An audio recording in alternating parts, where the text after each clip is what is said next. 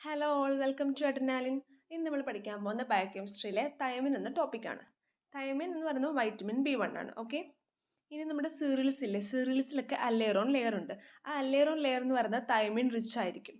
അതുകൊണ്ട് തന്നെ ഈ പോളിഷ്ഡ് ഫുഡ് ആയിരിക്കും. എന്ന് വെച്ചാൽ ഈ അല്ലേറോൺ ലെയർ ഒക്കെ റിമൂവ് ആയിട്ടുള്ളതാണ് പോളിഷ്ഡ് ഫുഡ് എന്ന് പറയുമ്പോൾ. ആ പോളിഷ്ഡ് റിഫൈനിങ് ഫുഡിൽ ഈ ന്യൂട്രിറ്റീവ് വാല്യൂ ഭയങ്കര കുറവായിരിക്കും. അതാണ് ഇവിടെ എഴുതിയിരിക്കുന്നത്. Whole wheat flour unpolished rice have better nutritive value than completely polished refining food. കാരണം എന്താ, in polished grain aleurone layer is usually removed. Structure നോക്കുവാണെങ്കിൽ തൈമിൻ എന്തുണ്ട്, തൈമിനിൽ ഒരു സബ്സ്റ്റിറ്റ്യൂട്ടഡ് പിരിമിഡൻ റിംഗ് ഉണ്ട് which is connected to substituted thiazole ring. Okay, substituted pyrimidine ring ഉണ്ട്, അത് substituted thiazole ring ആയിട്ട് കണക്ട് ചെയ്തിട്ടുണ്ട് ബൈ മെഥിലിൻ ബ്രിഡ്ജ്. ഇതാണ് structure. Then physiological role. Thiamine thiamine ആ ടോപ്പിക്ക് തന്നെയായിട്ട് ഷോർട്ടസ്റ്റ് ആയിട്ട് ചോദിക്കാം. അതുപോലെ അതിൻ്റെ ഫിസിയോളജിക്കൽ റോള് ഭയങ്കര ഇമ്പോർട്ടൻ്റ് ആണ്. നമ്മൾ ഫ്രീക്വൻ്റ് ആയിട്ട് ചോദിച്ചിട്ടുള്ളതാണ് KUHS ക്വസ്റ്റ്യൻ പേപ്പർ നോക്കുവാണെങ്കിൽ. അപ്പോൾ അതിൻ്റെ ഫിസിയോളജിക്കൽ റോൾ നല്ല ഇമ്പോർട്ടൻ്റ് ആണ്. ഫസ്റ്റ് വൺ ആണ് പൈറുവേറ്റ് ഡീഹൈഡ്രോജനേസ്. കാരണം ഈ തൈമിൻ പൈറോഫോസ്ഫേറ്റ് എന്നൊരു എൻസൈം ഉണ്ട്. ഈ ഒരുപാട് എൻസൈംസിൻ്റെ കോഎൻസൈം ഫോമാണ് തൈമിൻ പൈറോഫോസ്ഫേറ്റ്. അതിൽ ആദ്യത്തെ എൻസൈമാണ് പൈറുവേറ്റ് ഡീഹൈഡ്രോജനേസ്. കോഎൻസൈം ഫോം എന്ന് പറയുമ്പം തൈമിൻ പൈറോഫോസ്ഫേറ്റ്. ഇനി ഈ പൈറുവേറ്റ് ഡീഹൈഡ്രോജനേസ് എന്തിനാണ് യൂസ് ചെയ്യുന്നത്? ഒന്ന് oxidative decarboxylation of alpha keto acid. Okay, alpha keto ആസിഡിൻ്റെ ഓക്സിഡേറ്റീവ് ഡീകാർബോക്സിലേഷന് പൈറുവേറ്റ് ഡീഹൈഡ്രോജനേസ് യൂസ് ചെയ്യുന്നുണ്ട്. അതിൻ്റെ കോൺസൈം ഫോമാണ് TPP. എക്സാമ്പിളായിട്ട് ഇവിടെ എഴുതിയിരിക്കുന്നത് എന്താണ്? Pyruvate dehydrogenase catalyses the break down of pyruvate to acetyl CoA and carbon dioxide. Okay, pyruvate acetyl കോയയും കാർബൺ ഡൈ ഓക്സൈഡ് ആയിട്ട് മാറുന്നുണ്ടല്ലോ, അതിന് പൈറുവേറ്റ് ഡീഹൈഡ്രോജനേസ് വേണം ആ റിയാക്ഷനെ കാറ്റലൈസ് ചെയ്യുന്ന. ഈ പൈറുവേറ്റ് ഡീഹൈഡ്രോജനേസിൻ്റെ കോൺസൈം ഫോം എന്താണ്? TPP. Next alpha keto glutarate dehydrogenase. Okay, alpha keto glutarate ഡീഹൈഡ്രോജനേസിൽ എന്തുണ്ട്? അതിൻ്റെ കോൺസൈം ഫോമാണ് TPP.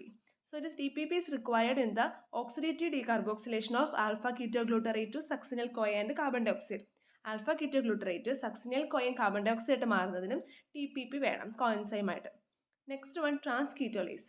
ഈ ട്രാൻസ്കീറ്റോലേസിലും TPP യൂസ് ചെയ്യുന്നുണ്ട് കോഎൻസൈം ആയിട്ട്. ട്രാൻസ്കീറ്റോലേസ് എൻസൈം എന്താ യൂസ് ചെയ്യുന്നത്? Hexose monophosphate shunt pathway. ഗ്ലൂക്കോസിൻ്റെ HMB ഷണ്ട് പാത്വേ ഇല്ലേ നമ്മൾ പഠിക്കുന്നത്, ആ HMB ഷണ്ട് പാത്വേയിൽ ട്രാൻസ്കീറ്റോലേസ് യൂസ് ചെയ്യുന്നുണ്ട്. അപ്പോൾ ആ ട്രാൻസ്കീറ്റോലേസ് നമ്മുടെ TPP തൈമിൻ പൈറോഫോസ്ഫേറ്റിനെ കോഎൻസൈമായിട്ട് യൂസ് ചെയ്യുന്നുണ്ട്.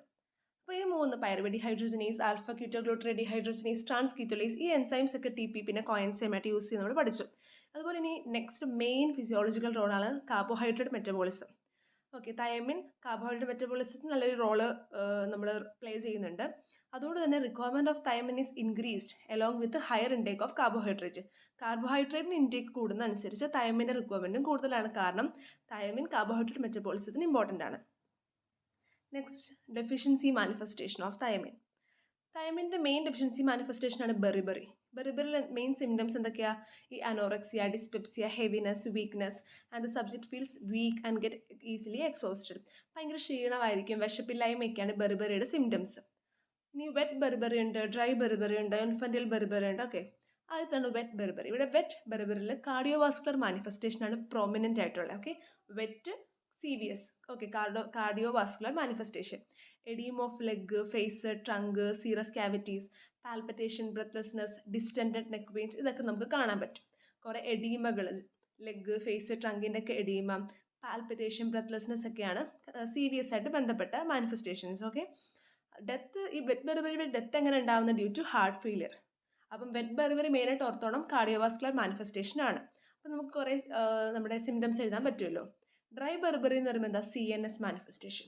അപ്പം വോക്കിംഗ് ഒക്കെ ഭയങ്കര പാടായിരിക്കും. അതുപോലെ പെരിഫറൽ ന്യൂറൈറ്റീസ് കാണാം with sensory disturbance which leads to complete paralysis. അപ്പോൾ CNS മാനിഫെസ്റ്റേഷനിൽ ഒന്ന് വോക്കിംഗ് ഭയങ്കര ഡിഫിക്കൽട്ടായിരിക്കും, പിന്നെ peripheral neuritis with sensory disturbance that leads to complete paralysis.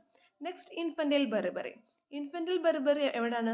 Infantile. So ഇൻഫൻസിലാണ് ഉണ്ടാകുന്നത്. ദാറ്റ് ബോൺസ് to mother suffering from thiamine deficiency. Thiamine deficiency ഉള്ള അമ്മമാരുടെ കുഞ്ഞുങ്ങൾക്കാണ് ഇൻഫൻറ്റൈൽ ബെറിബറി ഉണ്ടാകുന്നത്. റെസ്റ്റ്ലെസ്നെസ്, സ്ലീപ്ലെസ്നെസ് ഒക്കെ ഒബ്സർവ്ഡ് ആവുന്നുണ്ട്. ദെൻ വെർണിക്കീസ് കൊസാക്കോഫ് സിൻഡ്രോം, അതിനെ സെറിബ്രൽ ബെറിബറി എന്ന് വിളിക്കുന്നു. ക്ലിനിക്കൽ ഫീച്ചേഴ്സ് എന്ന് പറയുമ്പോൾ എന്താണ്? എൻസെഫലോപ്പതിയാണ്.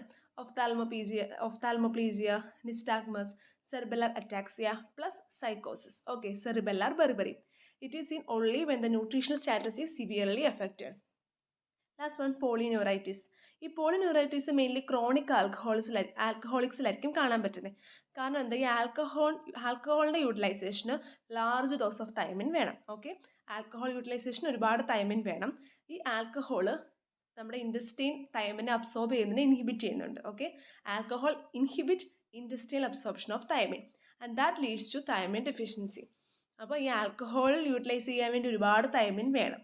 ആൽക്കഹോളിൻ്റെ മെയിൻ പണി തൈമിൻ്റെ ഇൻഡസ്ട്രിയൽ അബ്സോർപ്ഷനെ ഇൻഹിബിറ്റ് ചെയ്യുവാണ്. അപ്പം ഒരുപാട് ക്രോണിക് ആൽക്കഹോളിക്സിലൊക്കെ തൈമിൻ അബ്സോർപ്ഷൻ നടക്കത്തില്ല, അങ്ങനെ തൈമിൻ ഡെഫിഷ്യൻസി വരുന്നു. അത് ലാസ്റ്റത്തെയാണ് recommend daily allowance of thiamine. ഈ അതിൻ്റെ തൈമിൻ്റെ RDA depends upon calorie intake. കലോറിയുടെ ഇൻടേക്കിന് നല്ലോണം ഡിപ്പെൻഡ് ചെയ്യുന്നുണ്ട്. റിക്വയർമെൻറ്റ് പറയുന്നത് 1 to 1.5 mg/day ആണ്. ഓക്കെ, അപ്പോൾ ഇത്രയുള്ള തൈമിനെ പറ്റി പഠിക്കാനായിട്ടുള്ള ജസ്റ്റ് തൈമിൻ എന്താണ്, അതിൻ്റെ സ്ട്രക്ചർ, ഫിസിയോളജിക്കൽ റോൾ നല്ല ഇമ്പോർട്ടൻ്റ് ആണ്.